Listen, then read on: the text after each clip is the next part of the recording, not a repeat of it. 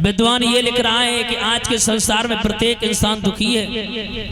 किसी के पास में दौलत है तो परीक्षित महाराज बुद्धि नहीं है, और किसी के पास में बुद्धि है तो महाराज दौलत नहीं है, और किसी के पास में बुद्धि और दौलत दोनों हैं तो महाराज संतान नहीं है। आंगन में 3 रानियां हैं, एक भी रानी के कोख से किसी भी संतान ने जन्म नहीं लिया। मेरा कहने का मतलब परीक्षित महाराज एक है। विद्वान ये लिख रहा है कि जैसे दानी सूना और सूना लागे, और एक दान के बिना, और जैसे दान सूना, अरे सूना है सम्मान के बिना, जैसे दान सूना सूना।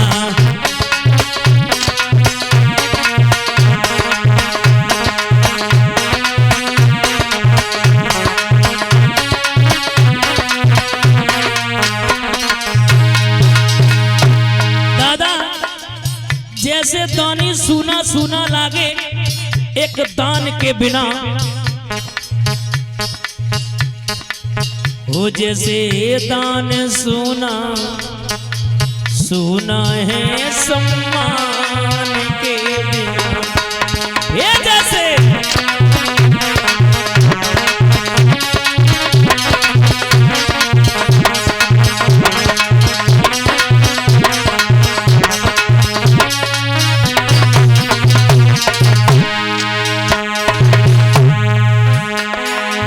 पृथ्वी माँ का शीश है सूना, मुकुट बिना हिमालय को,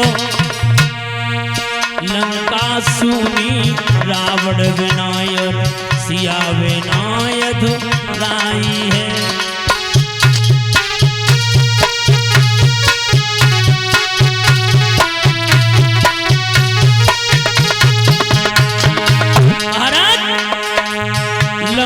सुनी रावण विनायक सिया विनायक राई है, लंका सुनी।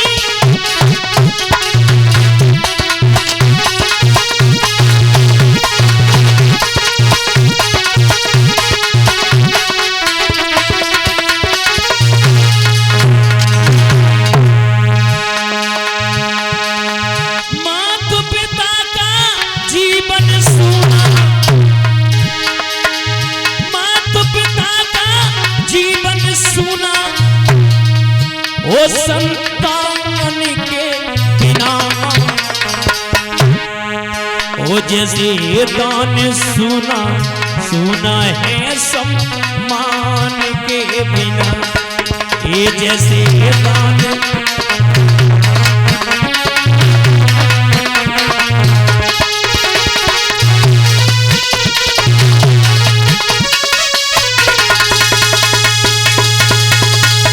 मेरे श्रोता बंधुओं, श्री सुखदेव मुनि समझाने लगे, हे राजन परीक्षित,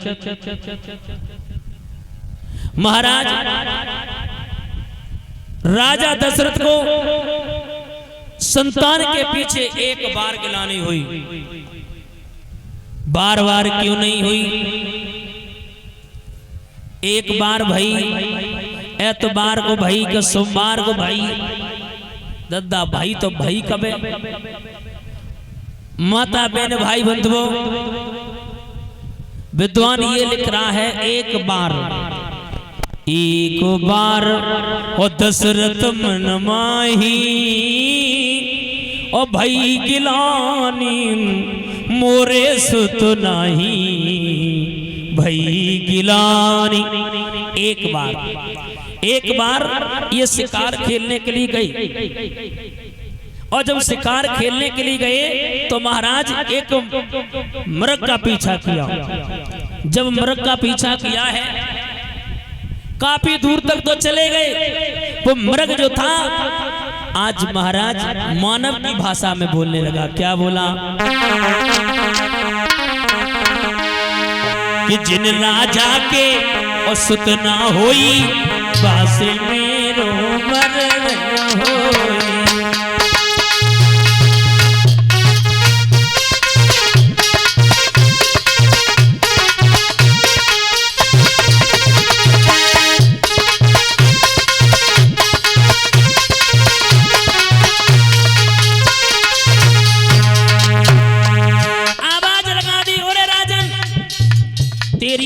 औकात नहीं है, तेरी औकात नहीं हमें मारने की। सुन मेरी बात, जिन राजा के सुत न होई, पासे मेरो मरण न होई।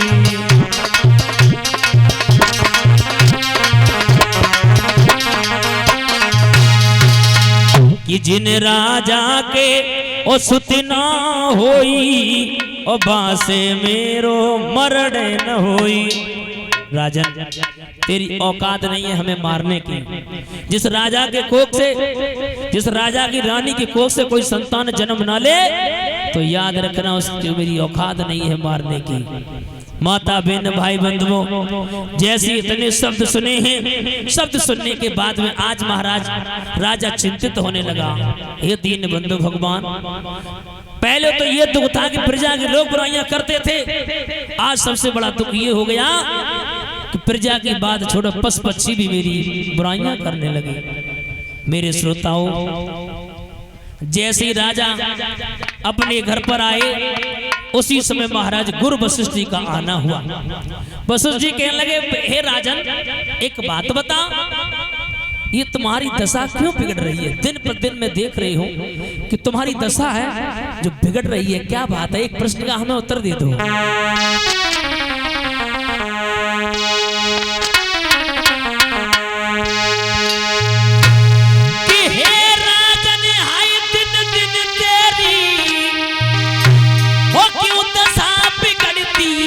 जाती है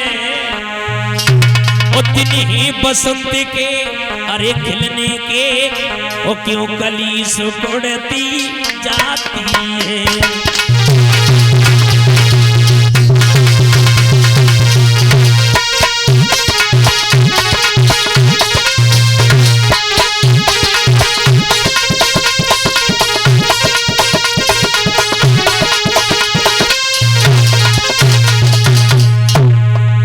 जवाब दिया, एक बात बताओ, आज से पहले आते थे तुम्हारे चेहरे पर ये जो मासूमियत छाई हुई है, क्यों?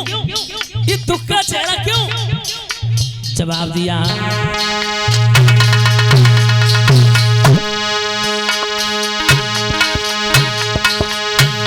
यदि चिंता करूं दुश्मन की,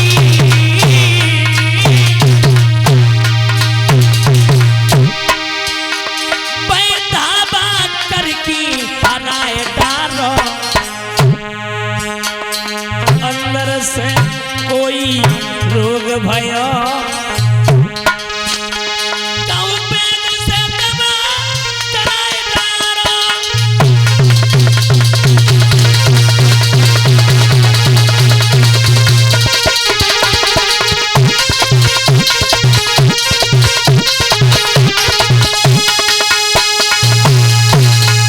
राजन, आज से पहले तुम्हारे चेहरे पर ये मासूमियत मैंने कभी नहीं देखी। क्या कारण है तुम्हारा चेहरा मुरझाया हुआ क्यों है? एकदम से महाराज राजा दशरथ कहने लगे, प्रभु एक बात बता दे, पहले तो प्रजा के लोग हमारी बुराइयां करते थे, खैर कोई बात नहीं, अब तो परीक्षित महाराज पशु पक्षी भी बुराइयां करने लगी हैं, क्या करें क्या ना करें? बोले क्या हुआ? बोले हम शिकार खेलने के लिए गए थे, तो एक मृग का शिकार किया। वो कहने लगा, ओरे राजन तेरी औकात नहीं है, जिन राजा के सुत न होई, बासे मेरो मरण ना होई। माता बहन भाई बंधुओं, जैसे इतने शब्द सुने, शब्द सुनने के बाद में आज महाराज जवाब दिया, चिंता मत करो कि धरो धीर ओहु सुतचारी। एक नहीं, तुम्हारे घर में चार चार संतानें जन्म लेने वाली हैं, चिंता की बात नहीं। बोले वो प्रभु कैसे होगी? एक काम करो, श्रृंगी ऋषि वशिष्ठ बुलावा, पुत्र शुभ यज्ञ रचावा। एक काम करो, श्रृंगी ऋषि वशिष्ठ को बुलवाओ और पुत्र यज्ञ करवाओ। माता बहन भाई बंधुओं, श्रृंगी ऋषि वशिष्ठ जी को बुलवाया, पुत्र यज्ञ करवाया, और यज्ञ करवाने के बाद में श्रोताओं महाराज ऐलान कर दिया, सुनो चिंता मत करो, जब यज्ञ हुआ तो अग्निदेव हव यानी खीर का कटोरा लेकर के निकले, और कटोरा लेकर के जब निकले हैं तो पत्नियों से इशारा किया, बोले राजन जी तुम्हारी पत्नियां हैं इन्हें बांट दो। तो राजन ने क्या काम किया, अर्ध भाग और कौशल्य दीना और उभय भाग आधे कर दीना। आधा भाग कौशल्या मैया को दे दिया और आधे में से आधो महाराज केकई और सुमित्रा को दे दिया। माफ करना, धीरे धीरे अत्याचार कम नहीं हुआ, भगवान से प्रार्थना करने लगे। और भगवान कब आए,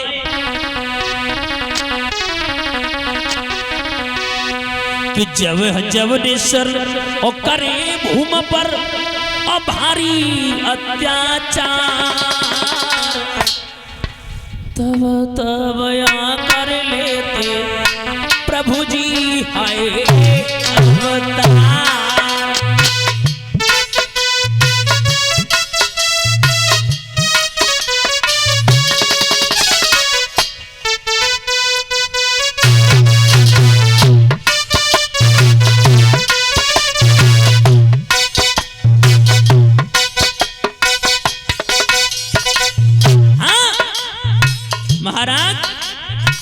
मार मार कर कत्ल करे हैं बाण से चल,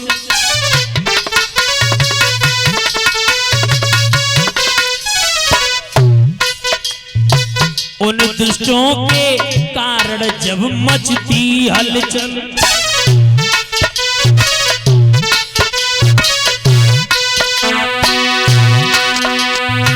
मार मार के तंग करते हैं भारी दुख अपार,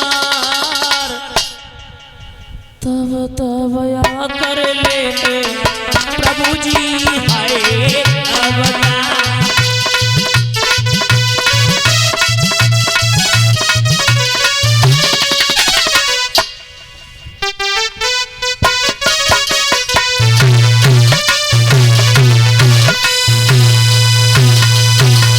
मेरे श्रोताओं, तीनों रानियां गर्भवती हो जाती हैं।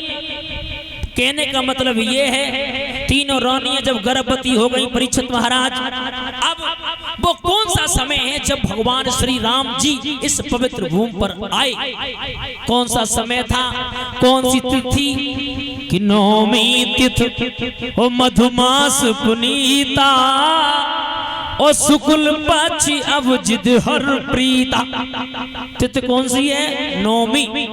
नौमी तिथि और मधुमास पुनीता और शुक्ल पक्ष अवजिद हर प्रीता।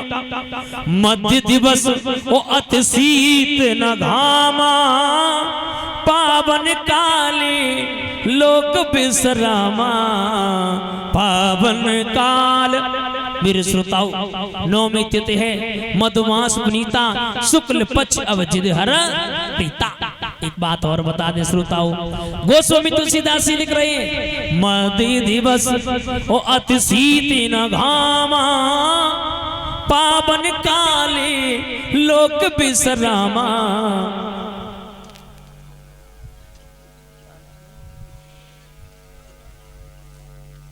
तिथि है महाराज नौमी। अब तो महाराज धीरे धीरे समय व्यतीत हुआ है।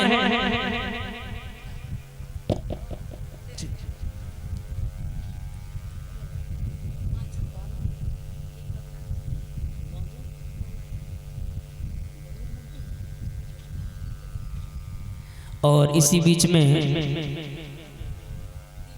दीपक यादव जो बरुआ नदी से ये हाथ डाल करके पीताम्बर भेंट कर रहे हैं, परमपिता परमात्मा से निवेदन करना चाहूंगा, इनका हाथ हमेशा धर्म के व्रत बढ़ता रहे, यही आराधना है और यही प्रार्थना है। माता बहन भाई बंधुओं, श्री सुखदेव मुनि समझाने लगे, हे राजन परीक्षित महाराज